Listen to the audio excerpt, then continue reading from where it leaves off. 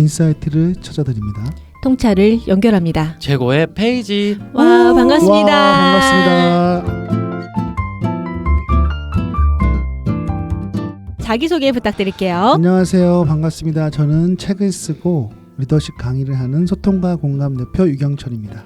네, 안녕하세요. 기업에서 강의를 하고 심리상담과 책을 쓰고 있는 강사 백선영입니다. 네, 안녕하세요. 기업에서 컨설팅하고 있는 이병헌입니다. 만나서 반갑습니다. 네, 반갑습니다. 반갑습니다. 반갑습니다. 네. 오늘 책이 뭐죠? 오늘 책 약간 좀 느낌이 좀 다른 책이고요. 그렇죠. 네. 헤르만 헤세의 삶을 견디는 기쁨이라는 책입니다. 네. 제목이 너무 좋아요. 아, 삶을 견디는 기쁨. 고통인데 원래는 기쁨이라니. 약간 모순적인 것 같아요. 그렇죠. 삶을 견딘다. 네. 기쁨. 소개 한번 해주세요. 네, 이 책은 헤르만 헤세가 지은 에세이 책이고요. 헤르만 헤세는 많은 분들이 데미안의 작가로도 작품으로도 많이 알고 계실 거예요. 그래서 그만큼 유명한 작가시기도 하고요. 네. 이분은 많은 분들이 알겠지만 독일에서 태어나셨죠. 그리고 태어난 때가 되게 중요한데 1877년부터 1962년까지 네, 생을 사셨고요. 이 중간에 전쟁이라는 아픔도 있었죠. 그런데 독일에서 태어났어도 그 독일의 전쟁에 대해서 반전 운동을 펼치면서 독일 사람들에게 많은 비난을 받기도 했습니다. 그만큼 삶에 대한 아픔을 경험하기도 했고요. 그리고 어린 시절에는 자신의 감성적 이런 아픔 때문에 자살 시도도 한 적이 있고, 사랑하는 아내는 신경병에 좀 앓는 좀 아픔도 있기도 했습니다. 그만큼 삶이 그렇게 평탄한 삶은 아니셨던 것 같아요. 그러면 그간의 삶에서 자신이 경험했던 아픔들, 이 슬픔들을요, 이 에세이 책에 에세이에다가 좀 담은 내용이거든요. 그래서 삶을 견디는 기쁨은 책에 헤르만 헤세가 견디고 있는 뭐 삶에 대한 이야기들을 묵묵하게 담고 있고, 중간중간마다 헤세가 그렸던 그림들, 그리고 그가 적었던 시 등이 좀 담겨져 있습니다. 이 책은요, 읽으면 약간 필사가 하고 싶어지는 책이기도 하거든요. 문장 하나하나가 좀 주옥 같은 문장들이 많아요. 읽어주세요. 몇 개. 네, 저도 이렇게 뭐 몇 개를 좀 밑줄 긋거나 아니면 책에다가 밑줄 긋고 문장을 적는 일이 흔치는 않은데 그게 적어지게 되더라고요. 몇 개 먼저 소개해 주세요. 네네. 문장이 좀 길어서 괜찮을지 모르겠어요. 네, 괜찮습니다. 네. 저는 이런 문장이 있을게요. 힘든 밤을 지새우고 사랑에 외면당하고 선의를 짓밟히는 것. 젊은 시절 한 번쯤 이런 경험을 하지 않은 사람이 어디 있겠는가. 자기에게 주어진 행운을 고집과 교만으로 인해 놓쳐버리고 자존심에 상처를 입으며 가슴 아픈 말 한마디로 친구를 괴롭히고 지키지도 못할 약속을 하고 고통을 줄 뿐인 아름답지 못한 몸짓으로 시간을 보내는 것. 이런 시간을 보내보지 않은 사람이 어디 있겠는가.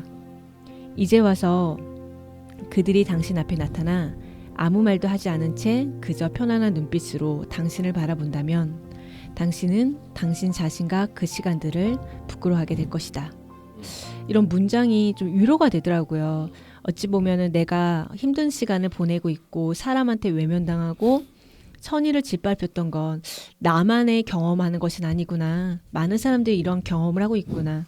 이런 말 한마디 한마디에 가슴 아프고 속상했던 그 순간이 시간이 지나면 그래도 그게 괜찮아질 수 있는 시간이니 너무 그 안에서 고통스러워하지 말아라. 왜냐하면 어느 순간에 내가 그렇게 아파했던 내 모습을 부끄러워할 수도 있기 때문에. 이런 문장으로 좀 저는 와닿더라고요. 그래서 문장들이 그렇게 좀 위로가 됐고요. 저희는 다 강의를 하고 있잖아요. 그렇죠. 근데 헤세가 예술가라는 사람을 이렇게 표현하더라고요. 어찌 보면 우리 모두가 다 예술가라는 생각이 들었거든요. 내가 예술가라고 생각하는 사람이란 삶을 살아가면서 스스로 성장하고 있는 사람들, 자기가 쓰는 힘의 근원을 알고 그 위에 자신만의 고유한 법칙을 쌓아 올리는 것을 꼭 해야 한다고 느끼는 사람들을 말한다. 즉 그들은 잘 지은 건축물의 천장이 벽과 어울리고 지붕이 기둥과 잘 맞는 것처럼 확실하고 의미 깊은 관계의 기본 원칙에 아무런 영향도 끼치지 못하는 저급한 행동이나 표현을 삼가는 사람들이다. 이거 읽는데 우리가 그냥 다 살아가는 사람들 모두가 그냥 예술가라고 칭해 주시는 것 같았어요. 그러니까 내가 그냥 삶을 살아가면서 성장하고 있는 느낌. 그리고 그런 내가 가지고 있는 힘을 뭔가 악하게 쓰지 않고 내 마음의 법칙, 고유한 법칙에 의해서 하나하나 쌓아 올라간다라는 그 말들이 지금 혹시 힘들어 하시는 분들에게는 위로의 말이 되지 않을까. 그리고 저도 역시 이 문장을 읽으면서 위로가 되기도 했고요. 책을 다들 어떻게 읽으셨는지 모르겠어요. 저는 이 책을 읽는데 책을 읽기가 쉽지는 않더라고요. 왜냐하면 문장이 되게 회의적인 문장도 있고 염세적인 문장도 있고 자살에 대한 말도 되게 많이 나와요. 본인이 자살을 경험했기 때문에.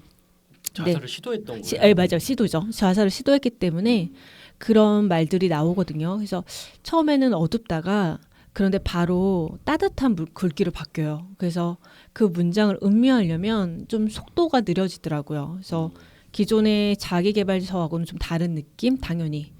그리고 스위스에 있는 아름다운 그런 풍경들을 또 하나하나 묘사하거든요. 근데 묘사력이 너무 기가 막혀요. 그래서 내가 정말 스위스에 있는 느낌. 그래서 되게 암울한 글에서 희망을 바라보다가 스위스의 아름다운 풍경이 눈으로 그려지니 또 마음에 희망이 차고 이런 책이었어요. 저는. 저는 약간 이분의 그 글귀 중에 하나 좀 공유를 하면은 고통은 축복을 향해 가는 과정이고 축복도 고통으로 가는 길목에 있음을이라는 그 문구가 있는데 어떻게 보면 이분이 살아온 어떤 삶의 그 모습을 이렇게 좀 묘사를 하신 것 같아요. 그러니까 우리 보통 사람들은 고통은 싫어하고 행복을 추구할 텐데 근데 고통이 결국에는 따라온다라는 것을 받아들이는 과정이 어떻게 보면 나이 들어감이 아닌가 좀 싶어요. 맞아요. 최근에 그 어떤 유튜브에서 어떤 연예인이 그런 얘기를 하는 걸 좀 들었는데 같은 맥락인 것 같은데 지금 우리가 이렇게 이런 과정이 너무 행복하면 때론 두렵대요. 너무 행복해서 결국에 이 즐겁고 행복한 순간이 끝이 오고 고통스러운 순간이 다가올 거라는 걸 알기 때문에 무섭다라고만 하더라고요. 그렇죠. 그런 것과도 좀 연결되는 지점인 것 같아요. 맞아요. 여기 헤세의 말에 이런 문장이 있거든요. 고통에 대해서 다시 언급을 하면 고통은 고통 그 자체를 머물면서 절대 우리를 떠나지 않는다. 되게 고통스러운 문장이잖아요. 그렇죠. 고통은 고통 그 자체를 머물면서 절대 우리를 떠나지 않는다. 이 문장 읽었을 때 아 그렇지라고 하는데 그 다음 문장이 그런데 그것은 아픔과 괴로움을 주지만 극복할 힘도 준다. 그렇게 얻은 힘은 고통을 보살피고 아픔을 연습하며 새로운 힘을 얻는다. 그 과정이 어렵고 괴롭다 하여 영혼이 고통에 빠져 있다고 한다면 정말 어리석은 바보다. 내가 두려운 마음을 가지고 있는 것을 보는 것이 나는 고통스럽다. 고통은 내가 막아내려고만 하기 때문에 아픔을 주고 내가 그것으로부터 도망치려고만 하기 때문에 너를 쫓아가는 것이다. 그러니 도망치지 말고 변명하지 말며 무서워하지 말아야 한다. 오히려 그것을 사랑하라. 너는 내 스스로 모든 문제를 해결할 수 있으며 내 마음속에 구원과 행복이라는 마법 같은 단 하나의 힘이 존재하고 있으며 그것의 이름이 바로 사랑이라는 것도 알고 있다. 그러니 고통을 사랑하라. 거부하지 말고 도망치지 말라. 마지못해 억지로 받아들이지 말고 그것의 은밀한 내면에 있는 달콤함을 맛봐라. 이렇게 쭉 문장이 이어지거든요. 그래서 오직 너 혼자만 그 아픔을 만들어내고 내 스스로 내게서 아픔을 주는 것이다 라고 쭉 하는데 근데 이게 저는 이 고통이란 문장에서 뭐 우리가 이거 흔히 말하면 뭐 유스트레스 디스트레스잖아요. 심리학에서 이야기하면 유스트레스는 너가 고통을 발판 삼아서 성장하는 걸 유스트레스라고 하고 고통을 너가 이겨내지 못하면 그건 디스트레스다, 아픈 스트레스다 뭐 이런 이야기를 하잖아요. 심리학으로는 접근하면. 그런데 이 헤세의 문장으로 봤을 때는 되게 따뜻하게 안아주는 문장이었어요. 이게. 그냥 그래 맞아 인생은 다 고통이지. 근데 뭐 영원하진 않지. 그 영원하다고 생각하는 게 또 심리학의 좀 비합리적인 사고잖아요. 되게 그래서 이 문장 하나하나가 좀 따뜻하고 좋았어요. 저는 약간 지금 말씀 들으면서 이렇게 따뜻하게 안아주는 거를 이제 백선현 대표님은 되게 원하는 것 같은데 약간 저는 좀 결이 좀 다르게 제가 요즘에 이렇게 나이를 이제 제가 뭐 나이가 많은 건 아니지만은 이제 40대 이제 중반으로 이제 달려가고 있는데 요즘에 이렇게 자연을 보면 참 좋은 거예요. 그러니까 우연치 않게 저는 이 경험을 한 건데 가장 결정적으로 이제 홍천에서 컨설팅하면서 거의 2년 동안 홍천 시골에 있었잖아요. 꽤 오랜 시간을. 네. 그래서 제가 그 산과 자연 거기만 가면 일을 하러 가는 건데 되게 힐링하는 느낌이 되게 있었어요. 운전하면서도 되게 뭔가 정서가 메말라 있는데 거기에 뭔가 좀 물이 들어와서 뭔가 좀 이렇게 이제 뭔가 좀 순환되는 느낌이랄까? 뭐 말로는 표현이 안 되는데 그런 느낌을 제가 받았었거든요. 근데 제가 이제 홍천에서 컨설팅 이제 2년 하고 이제 끝나게 되면서 되게 아쉬운 게 있었는데 다행히 양평에서 또 컨설팅을 2달 하게 되면서 양평을 매주 갔단 말이죠. 똑같은 느낌을 제가 받은 거예요. 근데 제가 가만히 그 어느 날 이렇게 자전거를 타면서 이렇게 가만히 이게 무슨 생각인가를 한번 생각을 해봤었는데 어떤 거냐면 그 큰 산이 있잖아요. 큰 산이나 아니면 들판에 있는 벼들 녹색의 그 모습을 보면 제가 너무 마음이 편안해지는 거예요. 가만히. 그게 어떤 거냐면 산이 항상 고정돼 있는 게 아니라 봄과 여름 완전히 이제 막 만개가 했다가 이제 추운 겨울이 되면 앙상하게 가지만 남고 다시 또 새순이 돋아서 다시 어떻게 보면 삶이 계속 순환되고 있는 거잖아요. 그 대자연 앞에서 제 존재가 되게 별거 아니고 작다라는 거를 좀 느끼면서 제가 왜 편안함을 느꼈냐면 그 큰 산과 그 논의 그런 것들이 막 이렇게 티를 내는 게 아니라 가만히 있잖아요. 그게 너무 듬직한 것 같아요. 저는 너무 이렇게 듬직한 어른이 저를 바라봐 주는 것 같은 느낌을 받아서 그러니까 보통 어른들이 자기도 힘들면 나도 힘들어 막 이러면 이게 저게 뭐 제 위로를 받는 게 없는데 너무 강하고 듬직한 어른이 자기도 힘들지만 가만히 제 옆에 있어 주는 거예요. 약간 이런 것 때문에 제가 거기 있으면 좀 위안을 받는 것 같아요. 그런 거 아니에요, 병훈 소장님? 네, 그러니까 지금 말씀을 들으면서 그냥 문득 떠오르는 게 병훈 소장님이 이제 저희는 다 친하니까 병훈 소장님의 삶을 알잖아요. 네네네. 그러니까 혼자서 굉장히 삶을 개척하면서 살아가는 존재시잖아요. 네. 그러니까 누구의 보살핌이 있는 분이 아니라 내가 인생을 주도적으로 살아가고 내가 책임져야 할 일들이 많고 그러니 나 혼자 꿋꿋하게 살아가시다가 어느 날 자연 앞에서 그 자연이 처음으로 느껴보는 그런 듬직한 품? 네, 맞아요. 지켜준다라는 마음, 그 마음 안에서 내가 아무것도 하지 않아도 나는 이 존재만으로도 이 자연 앞에서 서 있을 수 있는 사람이야. 뭐 이런 경험을 하신 게 아닐까. 그러니까 맞아요. 맞는데 따스함이 아니라 그러니까 포인트 잡으시는 따스함이 아니라 저는 듬직함이 되게 중요한 것 같아요. 든든함. 거기서 위로를 받는 것 같아요. 듬직한 어른이 옆에 있어주는 게 의지를 할 데가 없었던 것 같아요. 가만 보면. 그래서 위로를 받는 것 같아요. 지금 그 말씀을 하는데 지금 유경철 대표님이 눈동자가 왜요? 많이 좌우로 흔들리시거든요. 왜요? 졸려서 내가 듬직하지 않았니라는 표정으로. 아이 뭐 네. 좀 뭐 다른 또 의미가 있겠죠. 당연하죠. 네. 그렇죠. 유경철 대표님 이 책 어떻게 보셨나요? 네. 되게 좋은 책이죠. 약간 네. 지금 약간 딴 생각하신 것 같아요. 뭔가 깊은 생각에 빠졌었어 순간적으로. 빠졌다가 지금 나오신 거예요. 아니 뭐 헤르만 헤세는 사실은 뭐 소설들도 유명하고 네. 워낙 뭐 그 대문호니까 사실은 뭐 이분에 대한 뭐 평하거나 이렇게 없을 것 같고 중요한 거는 저는 이제 이 삶에 대해서 이분이 생각하는 이런 관점들 그리고 정말 대 작가들은 이런 것들을 쓰는구나 뭐 이런 생각들을 항상 했어요. 제가 요즘에는 문학책을 많이 못 읽어서 사실 과거에 믿지 않으시겠지만 제가 문학 소년이었습니다. 그래서 문학을 진짜 좋아했고 문학책을 엄청 많이 읽었거든요. 젊었을 때 학생 때. 예, 그 사실 꿈도 소설가가 꿈이 때도 있었어요. 오, 저도요. 어쩐지 책을 많이 쓰셨구나. 고등학생. 저도 고등학생 때요. 네, 그 정도로 되게 환상도 있었고 그때 소설하고 영화 되게 좋아했는데 이제 이런 것 같아요. 이런 책을 쓰는 분들은 특히 이제 우리가 뭐 흥미로운 책 이런 거 말고 웹툰 이런 웹소설 같은 거 말고 좀 이렇게 문학적인 뭔가 철학적인 것들을 접목해서 쓰시는 분들은 대단한 생각이 드는 게 삶을 통찰하는 어떤 그런 관점들이 있는 것 같아요. 맞아요. 그래서 그 단순히 뭐 재밌는 스토리 이런 것도 좋겠지만 내가 읽으면서 삶은 이런 거구나, 이런 삶을 살아야겠구나 이런 것들에 대한 인사이트를 얻을 수 있는 그런 좋은 책이 아닌가 싶습니다. 맞아요. 저는 어저께 이 책 읽으면서 페이스북에 스토리를 하나 올렸거든요. 이 문장이 참 저한테 와닿더라고요. 어떤 거죠? 나는 가끔 생각한다.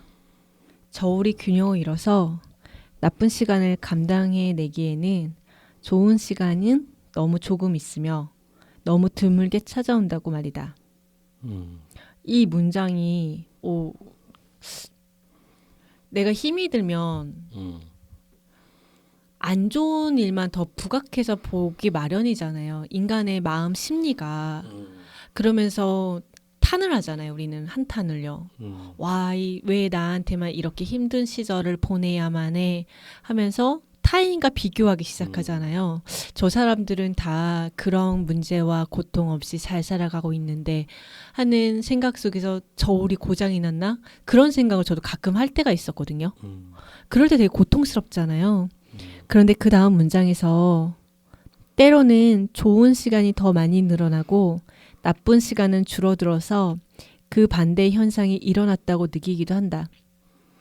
아무리 힘든 시간을 보내야만 한다고 하더라도 내가 정말로 원하지 않는 것은 좋지도 않고 나쁘지도 않은 채 어정쩡한 중간 상태에 머물러 있는 시간이다.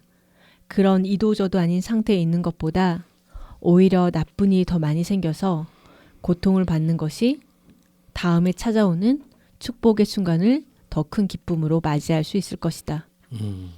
이 문장을 보는데 이도저도 아닌 시간이 사실은 저는 더 많이 있길 바라거든요. 그냥 이도저도 아니면 평범하다는 뜻인 거잖아요. 그런 시간이 더 많았으면 좋겠고 행복한 시간보다는 차라리 나는 이도저도 아닌 시간이 있는 게 더 좋다라고 하는데 가는 바라보는 관점인데 그래서 전 무탈하다는 게 되게 중요한 사람인데 헬스는 이렇게 말하니까 좀 이 문장에 더 좀 오랜 시간 좀 머물렀던 것 같아요. 다음에 찾아오는 축복의 순간을 더 기쁨으로 맞이할 수 있다. 더 크게 와닿을 수 있다라고 하는 이 문장이 그래. 만약 불행이 나에게 찾아왔다면 그 불행 속에서 한번 기다려봤을 때 뭐 좋은 사건을 내가 더 크게 맞이할 수 있는 큰 포용력 있고 수용성 있는 어른은 되겠지라는 생각을 하니까 또 고통도 나쁘진 않겠다라는 생각도 잠깐 하게 됐어요. 비슷한 맥락으로 저도 좀 비슷한 건데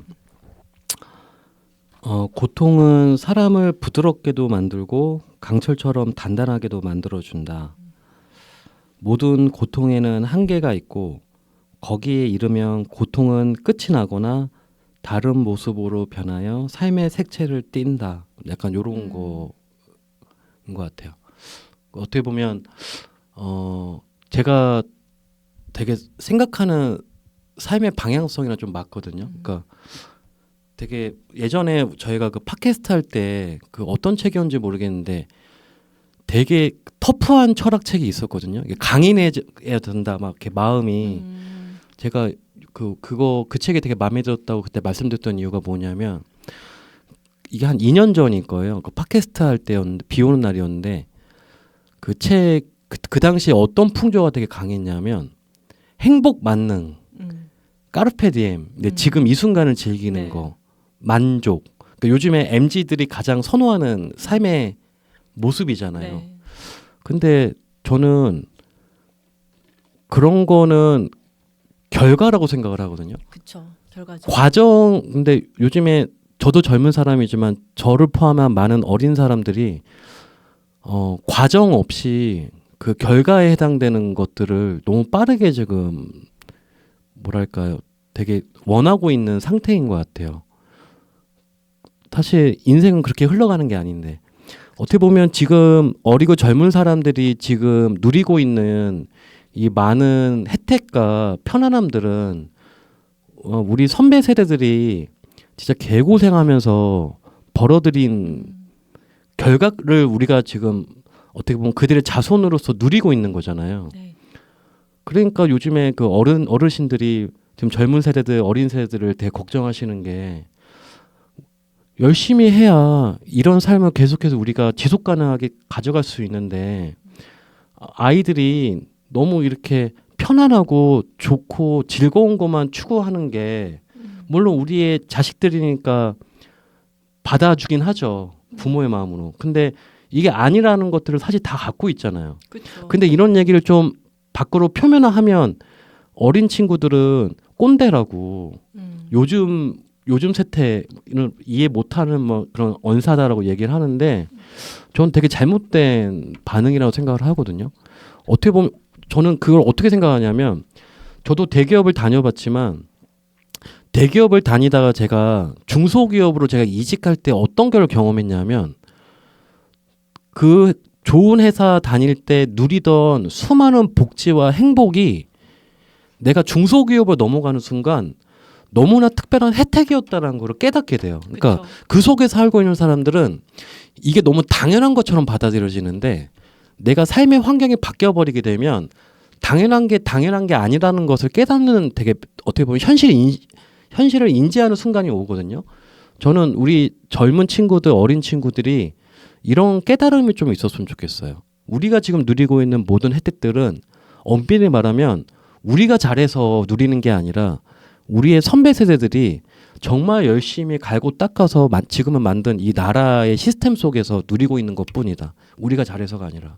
그러면 생각을 고쳐 먹어야죠. 이걸 자꾸 이 단물을 빨아먹는 것도 좋죠. 우리나라에 태어났으니까 권리지만 이런 것들을 나중에 후배 세대한테도 물려줘야 될 거 아니에요. 그러면 이 좋은 것들을, 이 위상들을. 근데 인터뷰를 보면은 방송에 나오잖아요. 요즘에 20대, 30대 애들이 가장 많이 하는 얘기가 뭔지 아세요? 어떤 거예요? 책임을 안 지려고 해요. 왜 그걸 자꾸 우리한테 강요하시냐고. 꼭 우리가 그렇게 열심히 해야 되는 책임이 있나요?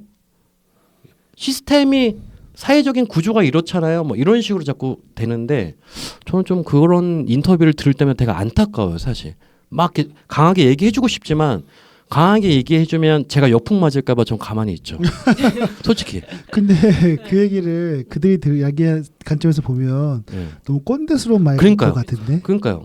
예, 그러니까 맞는 말이긴 한데 저는 이제 그들 관점에서 생각해 보면 제가 만약에 그들 20대라고 생각해 보면 나는 꼰대라고 생각할 것 같아요. 왜냐하면 그건 그때 부모 세대가 그렇게 열심히 해놨고 이런 거는 뭐 들었으니까 인정. 근데 나는 삶을 겪지 않았어. 나는 그냥 지금 이 모습이야. 근데 그걸 자꾸만 위해서 강요를 하면 고마움은 있지만 그게 불편할 것 같아요. 우리는 우리거든요. 그렇잖아요. 뭐 만약에 또 거꾸로 얘기해 보면 저도 나이가 있지만 저보다 20-30년 많은 그분들이 사실 고통 뭐 여러 가지 그 개발도상국 때 열심히 해서 우리가 또 혜택을 누렸잖아요. 근데 저는 그렇다고 해서 그분들이 정말 고생했다 이런 생각 안 하거든요. 왜냐하면 또 나름대로 나도 고생했거든. 근데 그들이 똑같이 고생했다고 생각할 것 같아. 그들은 뭐 책임이 안 진다 뭐라 해도 자기네는 그 이 시점에서 그럼 어떤 불만이 있냐면 그분들은 어쨌든 간에 고생을 해서 이 시스템을 만들었지만 지금 부유하잖아요. 근데 저희는 돈이 없어요. 저희 월급으로 뭐 집도 못 사고 아무것도 못 해요. 저희는 뭔가요? 이럴 수도 있거든요. 그래서 관점이 다를 수 있다고 생각해요. 그렇지 않은 어때요? 저는 그렇게 생각하거든요. 저는 약간 요거에 대한 오케이. 그 생각 저 옳다 봐요. 대신에 그렇게 할 거면 본인이 돈이 떨어지면 부모 집에 가서 다시 얹혀 살거나 부모한테 용돈 받는 행위를 하지 말아야죠. 상당히 많은 친구들이 그렇게 좀 살고 있잖아요. 다큐멘터리를 보면. 근데 저는 왜 책임을 안 지죠? 본인이 선택해놓고. 근데 그거는 일반화하면 안 돼요. 왜냐하면 우리가 보는 건 제한적이고 그렇게 안 하는 사람들 많아요. 맞아요. 네. 근데 저는 요즘 여기 책에서 그냥 아까 말씀하신 거를 좀 전제로 하면 제가 그냥 저도 이제 40대 중반으로 가고 있잖아요.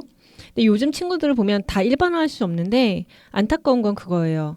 우리는 과거에는 속도가 빠르지 않았거든요. 느렸잖아요.